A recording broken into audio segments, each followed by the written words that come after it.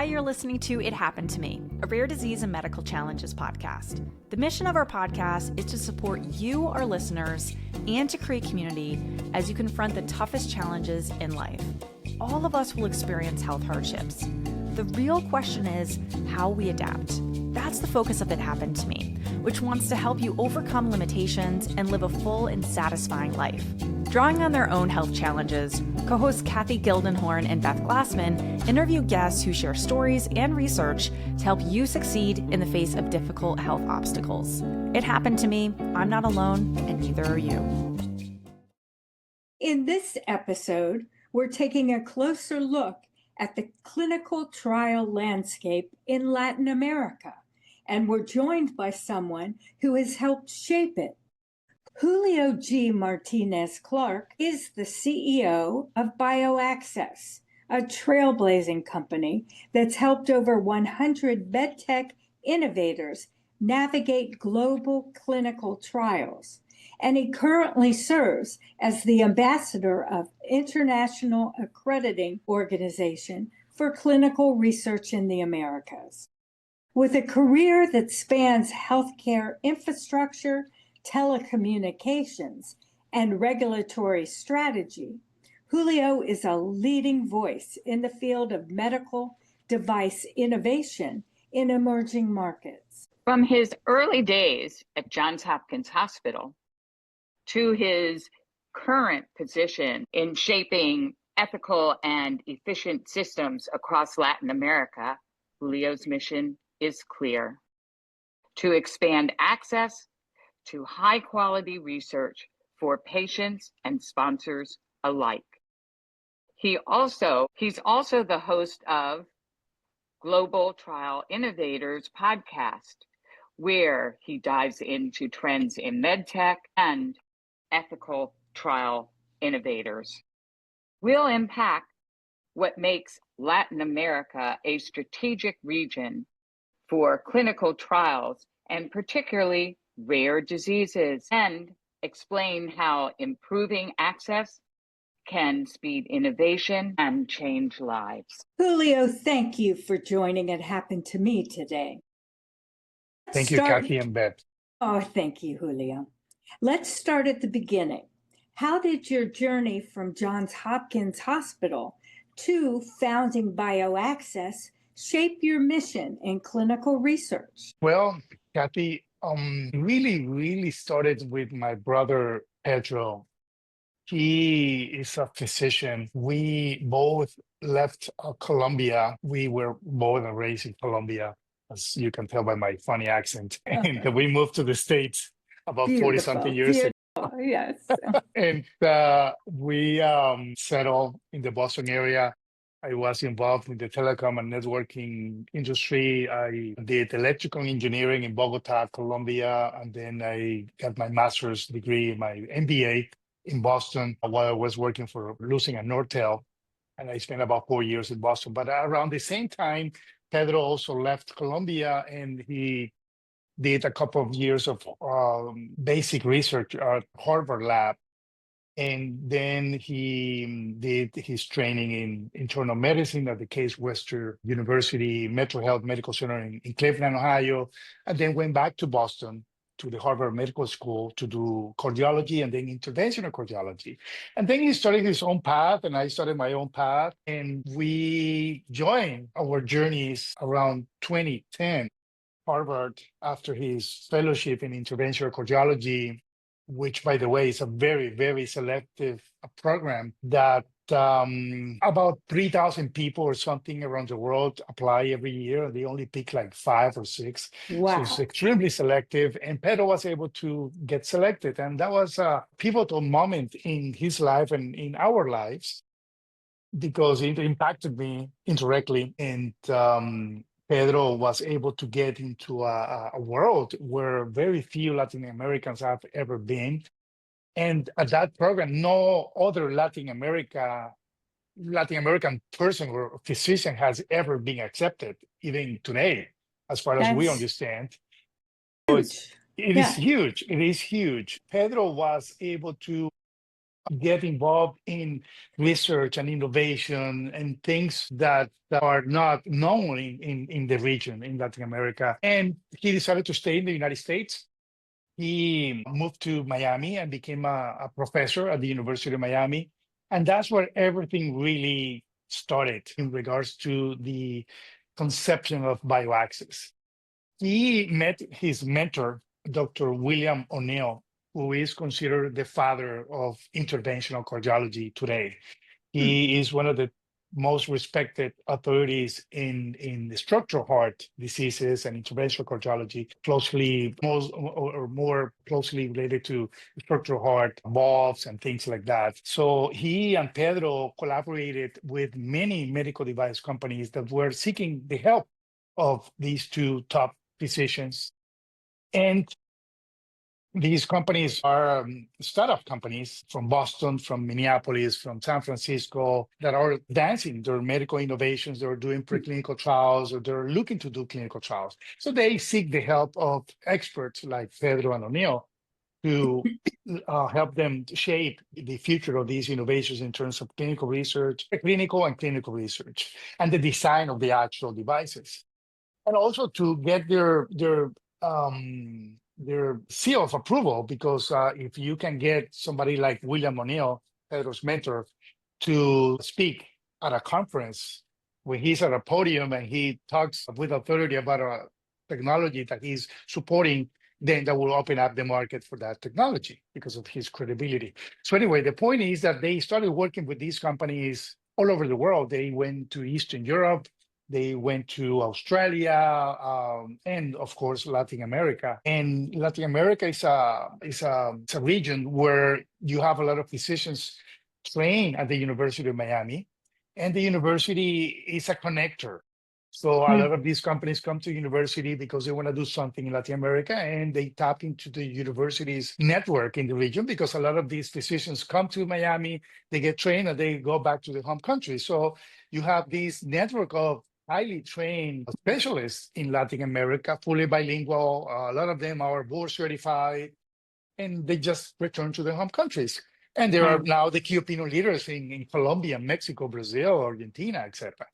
So Pedro and O'Neill started doing first-in-human research with these physicians, with these colleagues, and they quickly realized that there was really nobody helping these companies with the regulatory matters and logistical matters to set up these clinical trials in the region, because the university is not a contract research organization. A contract research organization in the clinical trial industry, for the audience, is the type of company that pharmaceutical companies hire to set up trials, because the core business of a pharmaceutical company is to develop a drug, right? It's not to set up a trial. So the outsourcing of those activities usually go to a contract research organization. So in Latin America, that time, we're talking about 2010, when everything started. They worked together before, but the actual incorporation of BioAccess was in 2010. But before that, they were working together in the university. There was a small desk, it was a small office, which was the International Patient Department. And that department wasn't really set up to do clinical trials. It was just a concierge office for wealthy Latin Americans who were coming to Miami to get advanced medical treatments. But that office was somehow involved in setting up these trials, and they realized that it was a need to have a separate entity outside of the university, which is now BioAccess, to work as a contract research organization and help these U.S. medical device startups, more specifically in the cardiovascular space, do their first in human work in Latin America. So that's kind of the genesis of BioAccess. That's how I joined forces with Pedro. That's how our paths got closer and closer. And now we work together every single day on BioAccess and also in his medical practice. So Julio, is Pedro your older brother? I'm actually 2 years older. He's my younger brother. He's your younger brother. Well, Yeah. Hopefully you both decided to come to America and stay here. You're providing such great access to people all over the world, Yes. but particularly Yes. in Latin America. So Right. everyone is benefiting from this decision the two of you made. Yes. And are Yeah. there metrics? Have you really made clinical trials more accessible to Latin America? Well, health clinical trials happen in Latin America Okay. because, and this is a very important question, Kathy. It's an important point because for the audience, it's important to understand that medical innovation is very complex. And US companies, usually US medical device companies, and also biopharma companies, any type of medical innovation company or life science company, they usually start at a university in the United States. And I'm going to describe how these companies struggle to do these first in human trials in the United States and why they look for options overseas and how we Oh. connect them Oh, with okay. these hospitals overseas. Gotcha. Right. Gotcha. Yeah, Now it makes more sense. It makes more sense because Yeah.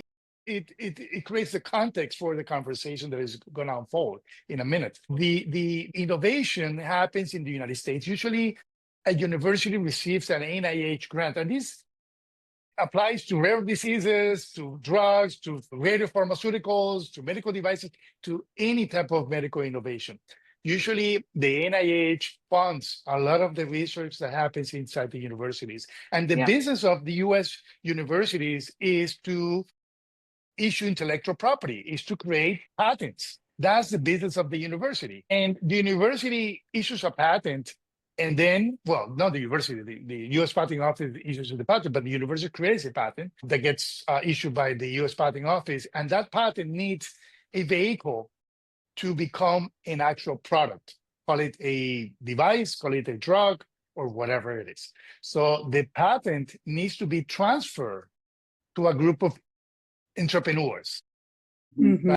People who see the opportunities, they see the patent and they want to make an impact with that patent. They see the potential, in this case of medical devices, or a drug, they see the potential to impact patients' lives with that patent. But the university is not in the business of developing and commercializing patents, just in the Right. business of doing research and educating people to do Yeah. more research. So and issuing the degrees and all that, as you know. So anyway, the point is that a group of entrepreneurs get together, they start a Delaware corporation, they fund the company with a few $1 million, and they build a team around it. They hire people like Dr. William O'Neill and Pedro, my brother, and they start working on developing the technology, the medical device or the drug. And then they do the animal testing necessary to validate the technology, the prototype in the case of a medical device, and they get ready to do first in human trials because that's a requirement. Otherwise, the FDA will never give them You would never give them. Right. the clearance, exactly, the approval. So they face a wall in the United States. Why? Because it's very expensive to do trials in the United States because of the cost of the healthcare system.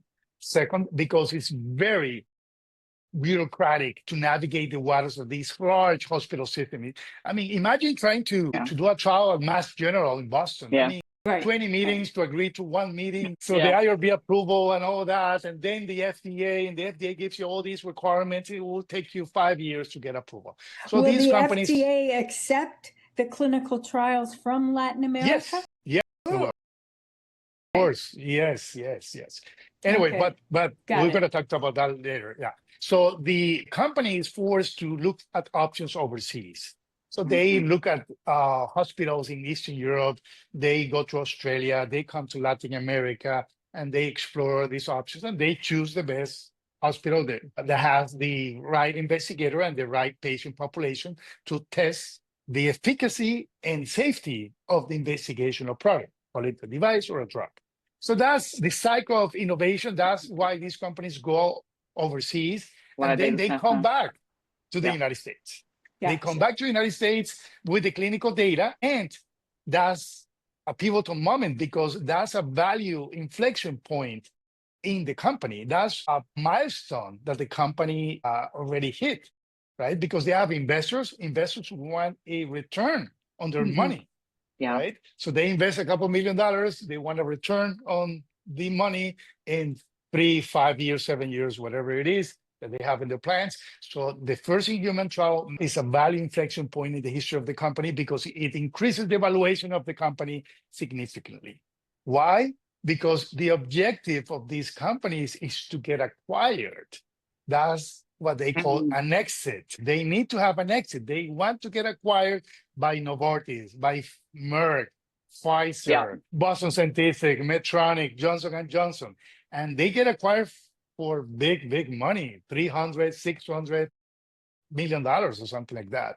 So Yeah. that's really the cycle of innovation. Just like Facebook, just like Google, just like Apple, they go shopping every week for startups, artificial intelligence startups, applications, and things like that. Medical device and pharmaceutical companies go shopping every week for little startups that are developing these innovative technologies. So that's the cycle of innovation. Let's focus on Latin America. And we're talking about Latin America, and that's where you're primarily focused. So currently, what is the current state of infrastructure there Well, for I'm going to start clinical with, trials? Yeah. yes, yeah, I'm going to start with an example that I think it says it all. Okay. Last year in November, Velocity Research, which is the largest site network in the world, is a US company backed by private equity money. They decided to create an office in Sao Paulo, Brazil.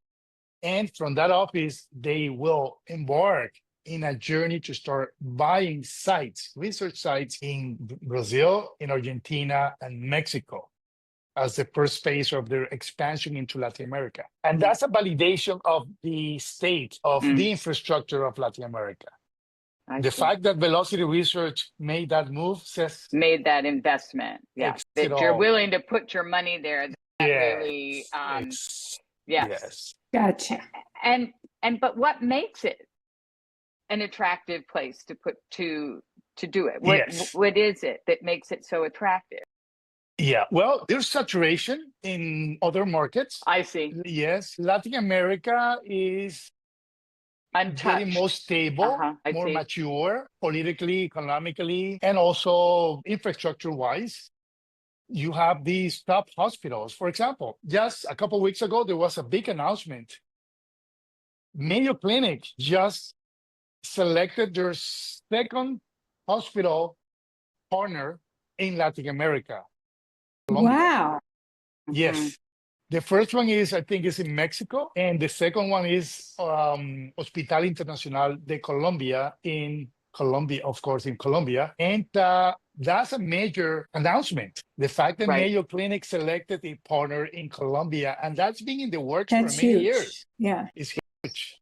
It's the So first one you in South think that- America. So people will go to that Mayo Clinic and not have to come to the United States if they don't want to. Exactly. People in the for a region, of checkup. course, for checkups or advanced medical care. Sure. And Colombia, and a couple more countries in the region, Brazil, Mexico, the most advanced countries, they are hubs for advanced medical care. In other words, if let's talk about Colombia since we started the conversation around Colombia, and it's also my home country. If you look at Colombia, where it is in South America, it's on at the top of the southern corner. Then all the islands for the Caribbean, they travel, patients travel to Colombia for advanced care. Venezuela doesn't have infrastructure for reasons that we all know. Panama has very little infrastructure. They also travel to Colombia. People from all the neighboring countries, they all travel to Colombia. Ecuador, Bolivia. So Colombia has become a hub of advanced medical care because of that, because it has a sizable population. I mean, the size of Colombia is 55 million people now. And also it has all these medical tourism happening around. Yeah. Wow. So, and they've cleaned it up. Yes. Thanks. Yeah. So, I mean, what a great move. And so now it's, as you say, medical tourism.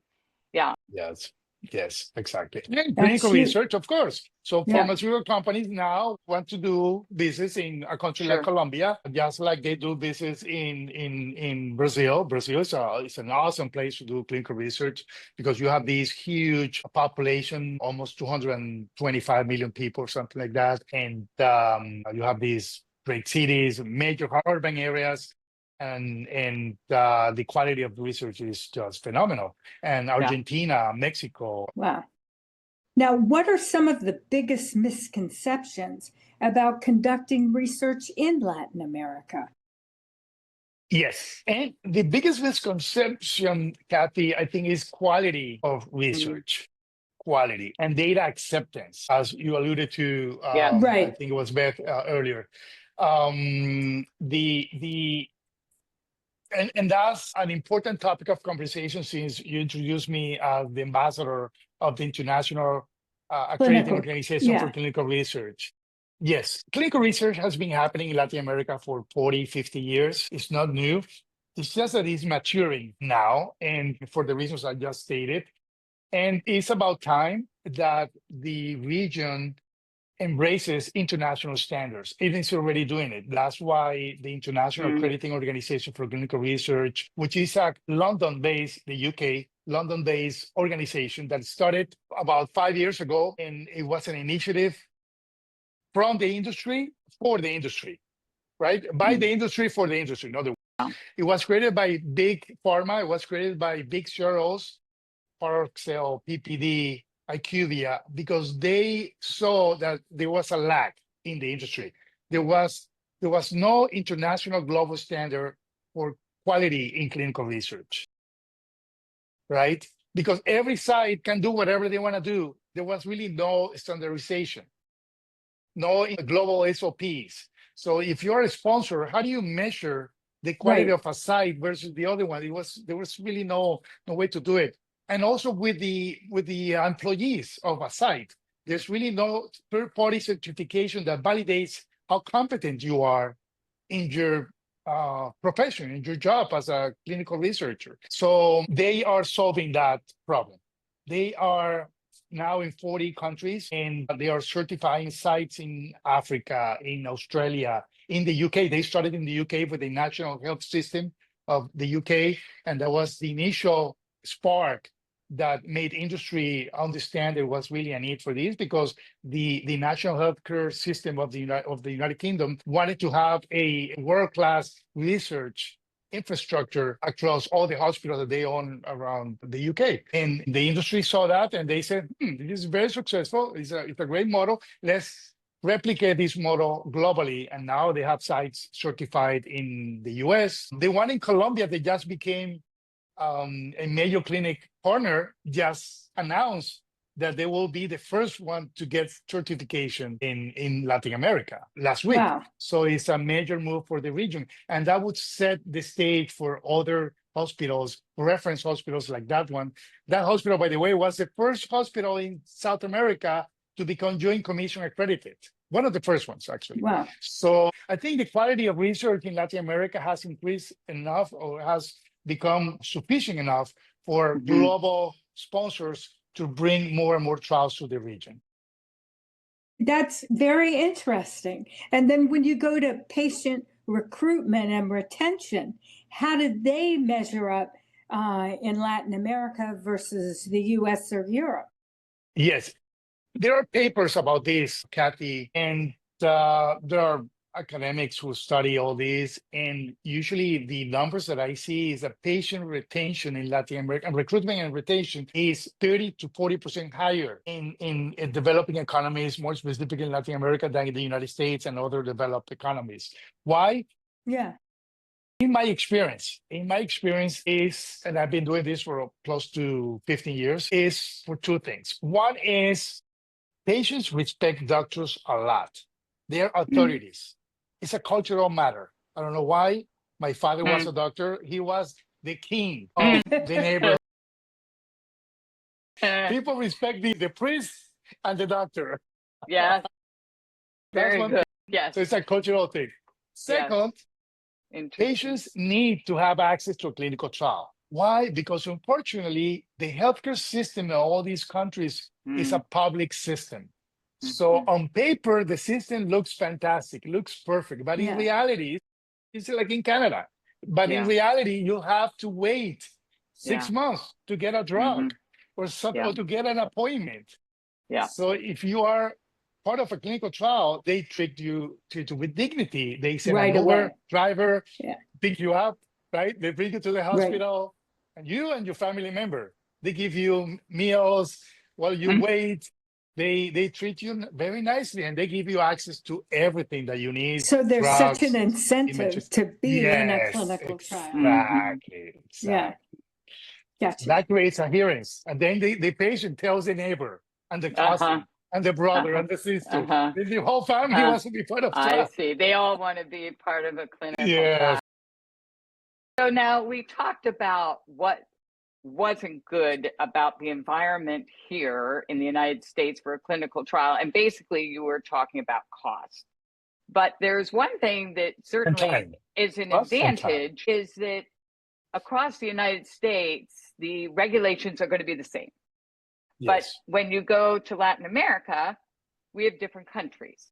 And I wonder if you could talk about this, so you've got different regulations that you're going to have to deal with across countries. Yes, that's the job of the contract research organization, the CRO, to understand all these regulations and to strategize where to go, where to activate the hospital or the sites, as we call them in the industry, where to activate. Because we as a CRO, we have to keep all these regulations in our head. We need to be updated on what's new and what countries are best to activate sites quickly. Because one of the reasons why these companies go overseas, well, when we talk about clinical research, we're talking about different verticals, right? If you are a small startup, you have certain incentives. If you are a rare disease, biotech company, for example, you have some other incentives. And if you are big pharma, you have other incentives. Depending on your incentives, you go to a country. If I am a startup, I have investors bringing down my neck for results, then I want to activate a site in a country where I can test my device or drug on a patient next week. You want it done yesterday. I got it. You want it done yesterday. Yes, because you want to get acquired. Yes. So does this how Colombia fits in, that you get fast timelines there? Yes, Latin America in general, you get access to regulators who are friendlier to trials and to hospitals who are friendlier to trials. In other words, a lot of countries in Latin America, including Colombia, Mexico, Panama, many countries, have understood that clinical research is not necessarily a passive industry that, as it was understood before, it's an industry that activates economics, that elevates communities. It's an industry that transfers advanced knowledge to the local societies and that helps patients have access to these innovative therapies that otherwise they wouldn't have access to. And also brings money into the country. So it's a win-win for everybody. So why not? So they are issuing new laws and updating laws to create friendlier environments to bring more and more research into the countries. So these countries are really very keyed in and very welcoming to clinical trials because they see the benefit on many levels, not only for the health, but the economy is improved as well. So there's a real incentive to make things go smoothly and easily. I got it. Yes, I see now. I understand. And then on the next level, how is the region's medical talent and the healthcare infrastructure evolved in support of global quality trials? Yes. Let's start with the healthcare infrastructure. Is fantastic. You go to places in Mexico City or in Colombia or Argentina or in Brazil that even in Panama, I just came back from Panama recently, you'd be impressed. You feel like you are in a US facility. Honestly, I mean, the level of sophistication that they have is incredible for those countries. the equipment that they have has nothing to envy equipment in the United States, and the level of training is fantastic. I mean, as I said, the University of Miami is a hub for training all these or many of these investigators or many of these physicians who go back to their home countries, and they are fully bilingual, board certified, many of them. And Europe, they also go to Europe a lot. They go to Spain for language and cultural reasons a lot, or they go to Portugal, in the case of Brazil, a lot. And you're surprised. I mean, the other day I was in Colombia visiting a site, and I met the director of research. It was actually this hospital that I just mentioned, who became a major clinic partner. The director of research, Dr. Gomez, he was trained in France. I think he has a PhD from a top university in France. And he just happened to go back to Colombia because that's his home country and he wants to be with his family. So you're amazed of the level of sophistication of a lot of these. What role does cultural competence and community engagement play in the success of trials in Latin America? Yes. As I said, the typical patient in Latin America usually wants to be in a clinical trial because they need to be in a clinical trial to have access to the system. All right. So the recruitment campaigns, you don't see many, as opposed to the United States, where you see ads on subways, everywhere, bus stations, internet, social media. You see ads about recruiting trials or studies recruiting patients, right? In Latin America, that's not common. You know why? Because what you do as a clinical research site is you find who are the leaders in the community. You go to the different neighborhoods. Who are the leaders? Usually a lady who controls kind of 3 blocks of a neighborhood. Because we all do. We know that. Yes, we know exactly. that. They're the center of the families. And they talk to each other, and somehow they have a club where they sew or they cook together, something like that. So these ladies, they go around communities recruiting patients, and they get a bonus. They get a referral fee, and they train, and they're very well versed in medical terminology. By the way, you'll be impressed. Wow! Like a doctor, because they have to learn how to explain clinical trial to the local ladies. And how to recruit. They're the trusted emissaries. Isn't that wonderful?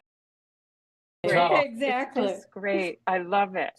I love it. But there must be some risks in going into emerging markets. Of course, yes. And how do you mitigate those? Yeah. Well, usually the risk is the clinical data, the quality of the clinical data. And we as a CRO, we have to ensure that the investigator, the staff, the site in general is properly trained. And there's been situations where we have come to a hospital and they have no experience with clinical research. And there are many like this in Latin America. And for some reason, the sponsor wants to do the trial in that hospital. We can talk about reasons like they have the right patient population, the investigator has the right credentials, they have the right equipment. For whatever reason, we need to do the study in that hospital. So we come in and we train them. We set up an IRB at the hospital, a temporary IRB at the hospital. What is an IRB? An IRB is an institutional review board. It's an ethics review board to evaluate and approve this trial for international standards, guidelines. I see. Yes. So that's the gold standard. That's the gold standard. So we set up the IRB. We do everything necessary to comply with the international guidelines so that we capture quality data from that site. Because that's really the risk, not having good data, not having properly trained investigators or staff. And of course, there are importation risks, which we mitigate. We handle everything. We're kind of a one-stop shop because once you leave the United States, you're in unknown territory. You don't know anybody. You need to have a trusted hand helping you in that individual country. And that's the role that the CRO usually does. Okay. So Julio, can you give us a feel-good story a success story of the result of a clinical trial? Yes. Well, during the pandemic, we had a fascinating challenge that taught us a lot because we're doing these trials for this Baltimore-based company. They are developing, the company is called Tech. This is public information. They have a press release about all this. They are developing a very advanced and minimally invasive treatment for back pain. Yes. I didn't know about it until I got involved with the trial. And there are two lessons there. One lesson is how you become creative in very critical situations like a pandemic where a patient cannot come to the hospital to be seen and to sign the informed consent, things of that nature. And also, when in these trials, the proctor, usually there is a physician, somebody like William O'Neill or my brother Pedro years ago. These companies usually have somebody like that. Okay. Usually a doctor from a top university, and they travel with the team to the country where they're executing the trial to do the procedures, right?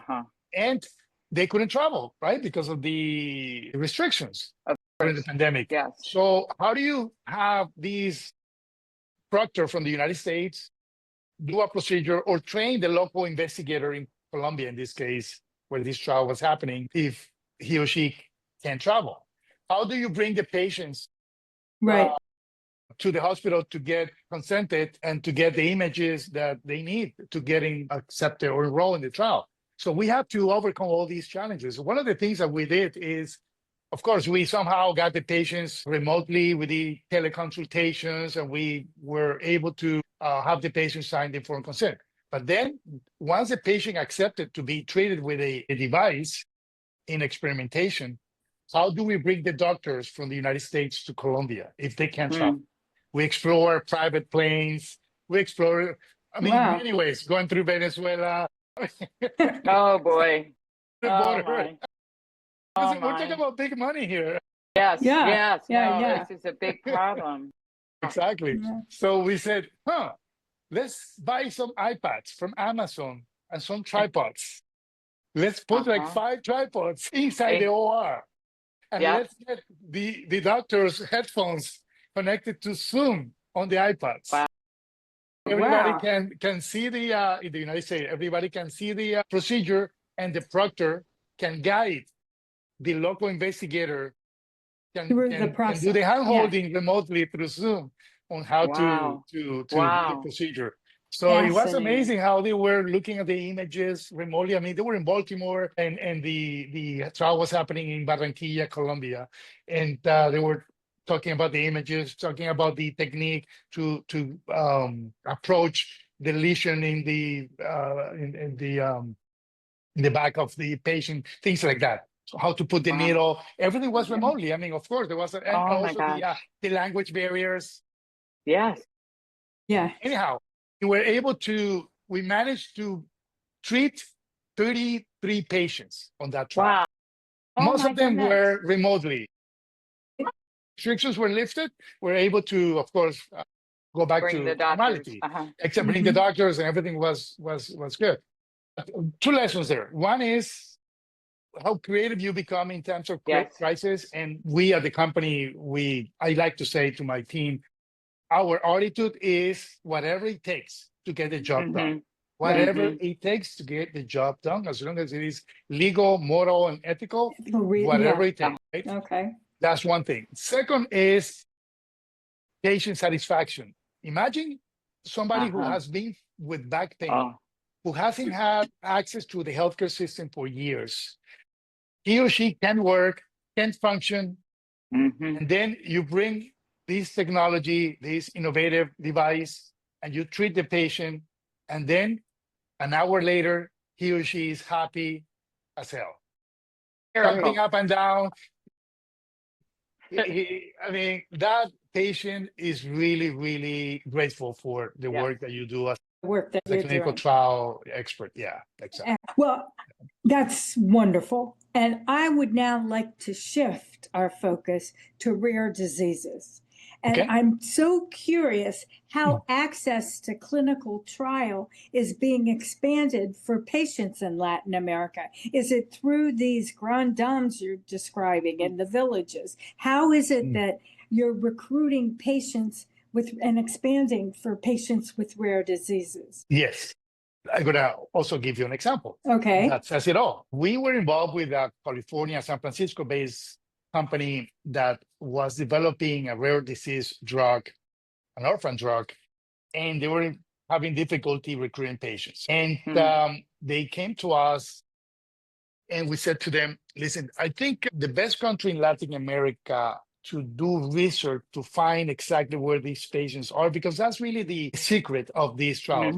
Because if you go to Brazil, for example, it's a huge country, and you're thinking, well, because it's so huge, the probability of finding patients is higher than in another country, right? It's a rare disease. It's a numbers game. But yes, that's true. But you also need to be smart on where to put your money, where to put your efforts, where to concentrate your efforts. So yes, you have access to Brazil. I can get you a trial approved in Brazil, I don't know, in a month, let's say. But if you don't know in what city in Brazil to go, then that approval is worthless, right? We determined that Colombia had, I'm not pitching Colombia, it's just it happened to be Colombia for that trial. And also, it's my home country. I'm proud of what you have a lot has of done contacts there. Healthcare, exactly, yes. But no, but jokes aside and modesty aside, Colombia has one of the best claims databases of Latin America. And the reason for that is because the way the healthcare system, Colombia has one of the best healthcare systems in Latin America, believe it or not. Why? Because, yes, because as opposed to Brazil or Mexico, you have one healthcare system. And it sounds funny. What do you mean you have one healthcare system? Yes, in Brazil, in Mexico, you have many. In Mexico, you have 5 different healthcare systems. You have the healthcare system for the workers. You have the healthcare system for the low-income people. You have the healthcare system for the military. You have the healthcare system for the other government employees. You have the healthcare system for the retirees. So it's just a mess of different healthcare systems, different databases. They don't talk to each other. So how do you find patients in these fragmented systems? Same in Brazil. So Colombia was able to unify all these healthcare systems, mini healthcare systems, and only has one healthcare systems. And Colombia doesn't own hospitals.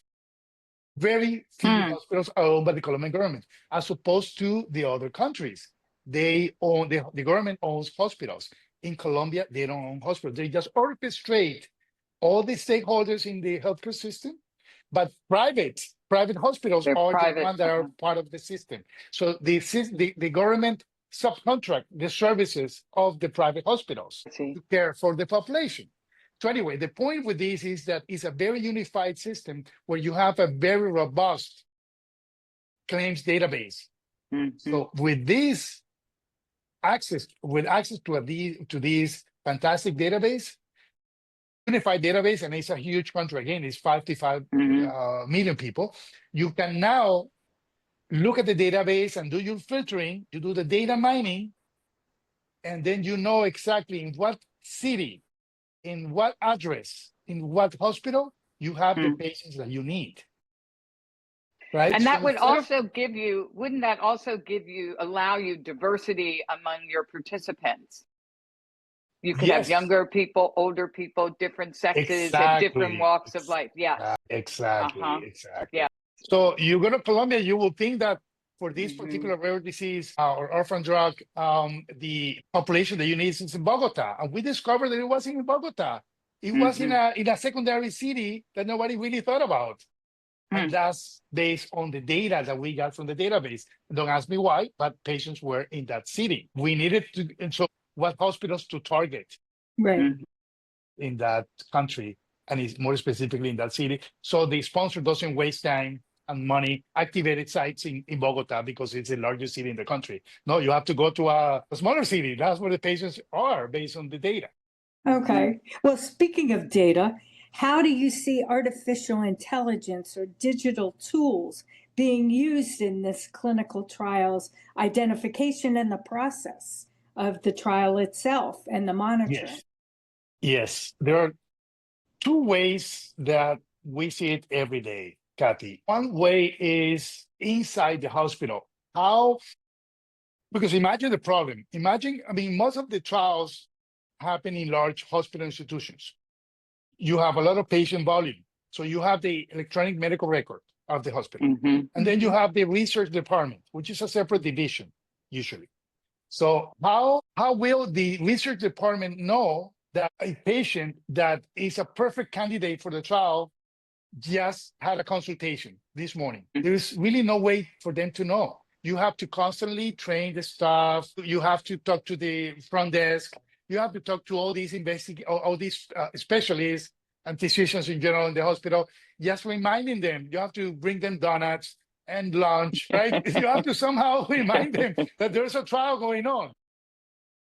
The trials going on, because if it is a large volume hospital, they may have 60, 80, 100 trials going on. So how do you manage to keep all the front end staff, right? Right.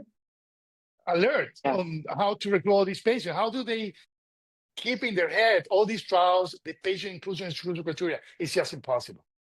So now with artificial intelligence, we can come in and we can dig into the electronic medical records and match the records with the trials that are happening at the research division, which before, without artificial intelligence, was just an impossible task. You needed an army of humans trying to match these two. So that's a good application that I see every day. The other application is on patient recruitment. Because imagine, you have these, especially in developing economies where people are not highly educated. Some people don't even go to elementary school. Most of them don't even make it to high school, even less advanced degrees or anything like that. So you have this 30-page informed consent document with legalese. How do you explain that to a patient who is a farmer, who is in the Andes, it lives an hour or two away from the city or more? How do you explain to him or her the scope of the study? And you know that it's going to benefit him or her, but he or she will likely say yes because it's confused. So you have to somehow explain in simple terms. So now with artificial intelligence, there's a platform that we use called Clinials. It's an Australian-based company. You upload this complex protocol document. Is the protocol on a clinical trial is over 100 pages. You also upload the patient-informed consent, and it will spit out a simple language document that anybody without patient can understand. That's amazing. That is amazing. We need that. We need that here. Because I think it's very confusing. It's confusing. That is a fabulous idea. That is really wonderful. I have to tell you, Julio, what you do as sort of this intermediary is so complex. I mean, you are, this is a lot of work. You know, I'm just wondering how you would advise a company going into Latin America for the first time. What would you say? Well, I would say work for you. I would say come work for you all. Just leave it to the experts. I mean, we've accumulated so much knowledge and my goodness. The network that we've created in Latin America and the experience that we've had, that if we tell you this is what you do, what you need to do for this particular study, just let us guide you, because we are the experts. Yes, I can see. We've gone through so many tribulations and trial and error. We've made so many mistakes that we already kind of know after 20 years, we already know what to do. And what to anticipate. Exactly, what to anticipate. Also, the culture matters. We speak both languages. We speak both cultures. So exactly, we know how to navigate both waters, the U.S. waters and the Latin American waters. What would help you? What would be a help? One is, I think, if more sites adopt this global international standard, I'm referring to the international accreditation for clinical research the The organization gold from the star. UK. Yeah, Yeah, the gold. exactly. I Yes. think that will give a lot of credibility to the region, more credibility to the region and to the site. It will make the job of a CRO like us easier. Okay. Sometimes, or many times, we have to pitch Yeah, this I investigator can and see the that. site Yeah. to the sponsor because Yes. they don't know the hidden gem. Right. They don't know how to sell themselves. You go to Right. their website; it's in Spanish, and it's a website that looks from the 80s. It hasn't been updated, and you know that they have won awards, but nobody knows about them. So I have to pitch the hospital to the sponsor, and it will make my job a lot easier if the hospitals embrace the international Embrace. accreditation. Gotcha. That's one thing. And another thing is the database of sites. If we could have somehow a more integrated database of Data. sites, exactly. But it's tied to the first comment that I just made. Because if you become a certified site by this UK organization, then you are part of this global database. So it's a lot easier to find you. Because right now it's Can difficult to find the artificial sites. intelligence help you create this global database? Well, no, the database is manual, of course, but the matching could be Right. easily be done by artificial intelligence. The matching of the study, the sponsor who needs a hospital, and the hospital And the who has the hospital, yeah. services that the sponsor is Gotcha. looking for. So, I mean, artificial intelligence can help you set up the whole infrastructure for identifying all the hospitals, all the needs, and Yes, best. yeah, that's true. That's Gotcha. true. Because right now the research, the digging, I mean, it's like right now I cannot picture myself doing a Google search without perplexity or without ChatGPT. Yeah. Right? Gemini. I do everything Yes. on an AI interface. Just going to Google like 3 years ago or before that is, I mean, because it gives you all these blue links. You have to go link by link, and it will take you 5 hours to find one hospital in Bogota, Colombia. Now with artificial intelligence, with deep research, this is a common just feature. All happens. these, man, Yeah, it just that you happens. find. Exactly, you find it. Right. Okay, well, Julio, now tell us about your podcast, Global Trial Accelerators, and what kind of Yes. stories do you feature on that? Kathy, the genesis of the podcast was because I was doing research for an article that I was writing. I am a columnist on a leading publication in the US. It's called MedDevice Online, and every month I have to come up with ideas, ideas. And I was doing research for an article, and I couldn't find information on the topic because it was kind of a new event was happening in the industry, and there was a knowledge gap. Nobody was writing about the topic. I couldn't find reliable sources or anything like that, or updated sources. So I said to myself, well, I guess I have to play the job of a journalist. I have to somehow start interviewing people over the phone. And I started a campaign on LinkedIn, inviting people to be interviewed on the topic because I was writing an article, and most people reply to your email because you're not selling anything. You're just offering, an invitation for them to contribute to an article. So I was able to interview about 40 people. Every interview, I made so many friends. I learned so much. And I also realized that, and all over the world, by the way, I think I interviewed people from Israel, the US, Australia, from all over, and the UK as well.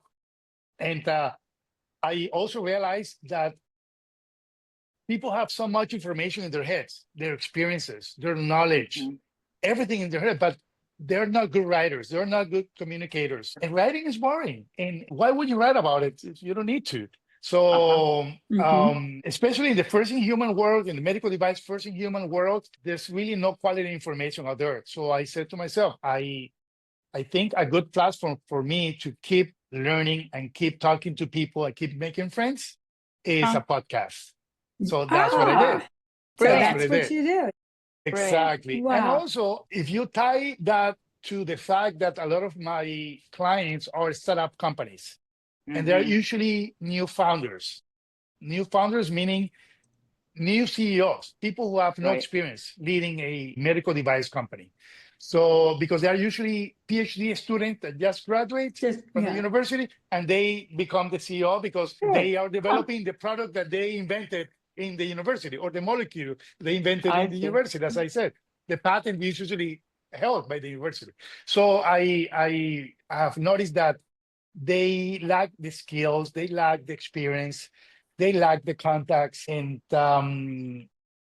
providing them with educational information is very valuable for the industry because that's how you can make things happen faster and patients have faster access to these innovations because they make it to market faster because these companies make lesser mistakes and they pay less money because that's the value that we bring. We teach you or we help you how to go to Latin America or other markets. We also have an operation in Australia and Eastern Europe. We teach you how to save money And go after and recruit yeah. patients so that your Gotcha. technology gets to market faster.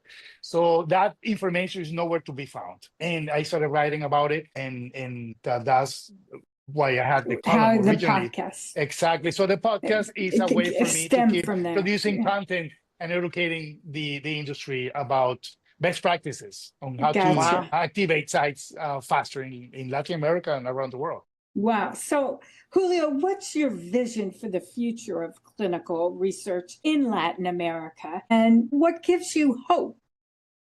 Well, right now, Kathy, I am involved in something that is very transformational for Latin America. We are creating an industry that doesn't exist in the region. We are tapping into an industry that has a huge bottleneck in the United States, which is the radiopharmaceutical and theranostics industry. How to treat cancer with radiopharmaceuticals, right? Okay. I don't know if you're familiar with this, but this is the new way of treating tumors. Yeah, that's more targeted, like more laser. targeted, exactly. Yeah. Target to the cell level, because with the traditional treatment methodologies, chemotherapy and killed radiation all the therapy, cells. Yeah. exactly, you damage the healthy tissue, and that's not what you want. You Right. want to just target the bad cells and just kill them, and that's it, and just eliminate the tumor. But with these radiopharmaceuticals, more specifically with theranostic treatments, you're able to, with a radiopharmaceutical material, you're able to identify on the images. That's why you have a PET scan, a PET CT scan. You are able to identify specifically, millimetrically, where the tumor is, and then you inject another material to bind to those cells and kill them without damaging the healthy tissue. And the success rate is astronomical. The chart? Off the chart for prostate cancer, all the type of tumors, for neurology, for Alzheimer's, and also there's a cardiovascular application. But right now, that cardiovascular application is more for advanced images to look at things that you cannot detect on a regular X-ray in the heart. Anyway, the point is that industry is facing major bottlenecks in the United States because there are not enough sites with the equipment needed to do these trials. There's not enough personnel either. So, and the approval time in the United States takes years. So we're setting up the first radiopharmaceutical and theranostic and molecular imaging center, advanced center in Latin America, in Colombia, at this hospital that I just mentioned that is part of the Mayo Clinic network now. So it's going to be a groundbreaking advancement for the region. So we're going to be able to bypass all the regulations required. No, it will not bypass regulations. The idea is not to bypass regulations because you want regulation. You want to tell the world that you're doing things right and you're complying with international standards.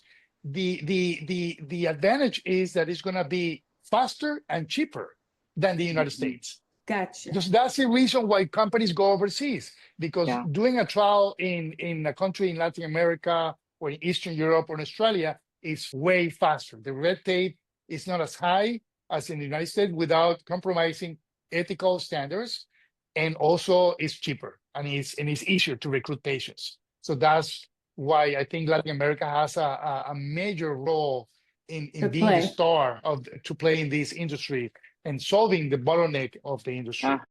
Do you Wow. foresee Americans, maybe instead of going to an MD Anderson, they'll be going to the Mayo Clinic in That Latin America?